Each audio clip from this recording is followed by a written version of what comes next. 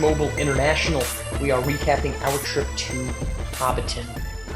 I'm a Lord of the Rings fan, big fan of the trilogy. Um, I wouldn't sit here and tell you I'm a know-it-all on Hobbiton, or excuse me, on Lord of the Rings. But as somebody who has watched obviously the original trilogy, used to watch some of the cartoon trilogy back in the day. This was a really cool experience to go to. It's about 2 hours outside of Auckland in a town called Matamata. So we hopped in the car, very picturesque drive, especially once you got out of the city. Again, similar to Wahiki Island, which we talked about yesterday. The the landscape is very unique. It's not something that I would necessarily equate. This is somebody who's coming from Florida, right, where ocean front and then it's just flat. Um, in New Zealand, it's just hilly, mountainous, and we're on the North Island, which doesn't have the jaw-dropping mountains. It does have Mount Doom, but that's a little bit further south. We did not go there.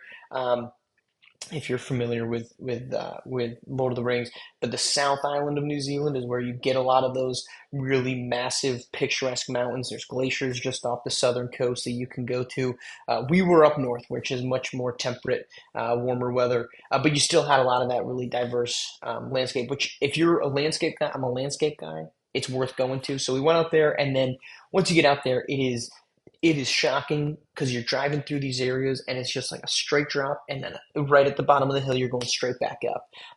Hobbiton itself, it's on an active farm, which I did not know. I did not know that they built Hobbiton, or the Shire, really. They built the Shire back in 1999 for the original trilogy. For Lord of the Rings, they actually tore it all down and then rebuilt it in 2000, I think 11, for the Hobbit trilogy. And at that point is when they kept everything consistent, so it was able to, become a tourist attraction. Which, if you're the farm owner, man, like, it's owned. My understanding is the property is still owned by the family. Obviously, talk about a cash cow for anybody that's doing that, because that is just a great churning through. I mean, we had 40 people in our tour group, which is a little bit much. Other tour groups, though, that were running every 10, 15 minutes, we're getting 20 plus people, and you're paying like $80 a pop. I mean, this is just a cash cow. Has to be, no pun intended, for it being an active farm. But I mean, the attention to detail was incredible.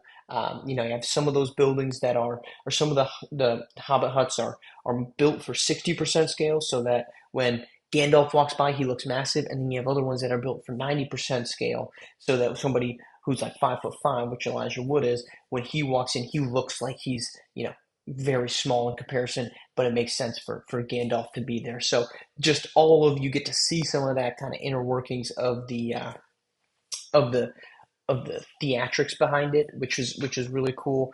We were there for about 2 hours, 2.5 hours. Got to go to the Green Dragon Inn, get a beer, got a bite to eat. Drinks were fine, and it wasn't the best stout I've ever had, but it was a perfectly fine stout. Sandwich was pretty good. Got a scone that was drier than all hell. So that part wasn't that great. But the food, the drink, the experience as a whole, just to see some of these landmarks that you see in the movies, was pretty cool. After that, we went to the Toothbrush Fence, which was an hour outside of our way on a random rural road. It was something that built in the early 2000s, I think it was, by some random local artist to make this weird tourist attraction. And guess it is a weird tourist attraction. Literally just a random fence on the side of a road, with a bunch of toothbrushes on it. So we added a toothbrush to the collection. And then we headed back into town. We went to Mount Eden. Auckland has three previously active volcanoes on it. I mean, not massive. This is about 300 feet outside of the city, 300 feet rise outside of the city. It erupted 28,000 years ago. But you got a great view of Auckland, of this downtown, of the city itself, out into the bay, with a nice little visual up top. Windy as all heck. I mean, it was a steep climb. The hike itself, if you want to call it a hike, is a paved road. 10, 15 minutes wasn't a long walk at all. But I mean, you're going straight up and down just about. So a nice little workout for us to close the day out. And that was it. That was our last day, last big active day in Auckland. We had one more left, which we'll get to. But Hobbiton, if you're in New Zealand, add it to the list.